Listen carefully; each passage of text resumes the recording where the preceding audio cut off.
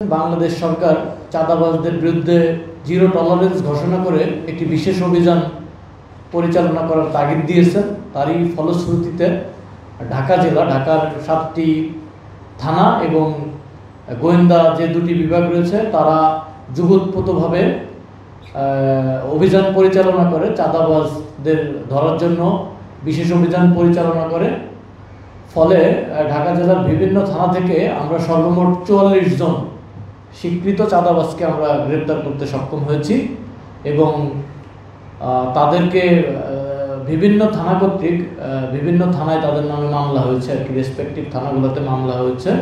আমাদের কেরানীগঞ্জ মডেল থানাতে এরকম 5 জন চাঁদাবাজ গ্রেপ্তার হয়েছে এবং তাদের ইন্ডিভিজুয়ালি আর কি তাদের নামে আমরা মোট টোটাল 3টি মামলা নিয়েছি। 3টি মামলায় 5 জন চাঁদাবাজকে আমরা গ্রেপ্তার দেখিয়েছি এবং তাদের কাছ থেকে চাঁদা তোলা বাবদ 2310 টাকা আমরা উদ্ধার করেছি। এবং আমরা আপনাদের মাধ্যমে এই ঢাকা জেলাবাসীকে আমরা একটি সুস্পষ্ট মেসেজ দিতে চাই। মোনালিসা হেভি ফ্লো 15 পিস প্যাকেটের সাথে 8 পিসের একটি প্যাকেট একদম ফ্রি। যেখানে যারা ব্যবসা বাণিজ্য বা বিভিন্ন ধরনের অর্থনৈতিক কর্মকাণ্ড পরিচালনা করেন তারা অত্যন্ত নির্ভয়ে পেশাদারিত্বের সাথে সেটি তারা পরিচালনা করবে।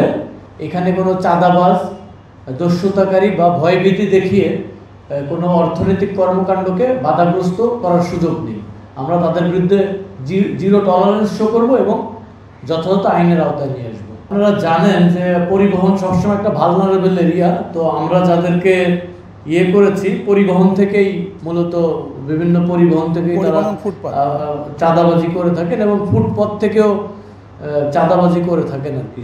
চাঁদার পরিমাণ খুব বেশি নয়, বাট তারা করে থাকেন আর কি, নিয়মিতভাবেই করে থাকেন। আমাদের কাছে গোয়েন্দা ইন্টেলিজেন্সও ছিল, আমরা সেই ভিত্তিতে অভিযান পরিচালনা করেছি। দেখুন, আমি বিশ্বাস করি, ব্যক্তিগতভাবে বিশ্বাস করি চাঁদাবাজদের কোনো রাজনৈতিক পরিচয় নেই। চাঁদাবাজি অনেক সময় তারা বিভিন্ন রাজনৈতিক দলের লেজুর ভিত্তি করে একটা তৈরি করতে চায়, প্যানিক তৈরি করতে চায়। তো আমরা যাদেরকে অ্যারেস্ট করেছি আমরা এই পর্যন্ত ওইভাবে তাদের কোনো রাজনৈতিক পরিচয় আমরা পাইনি। তো আমরা তদন্তে যদি আসে বা আসে তখন আপনারা হয়তো জানতে পারবেন বা সেইভাবে ব্যবস্থা নেওয়া হবে।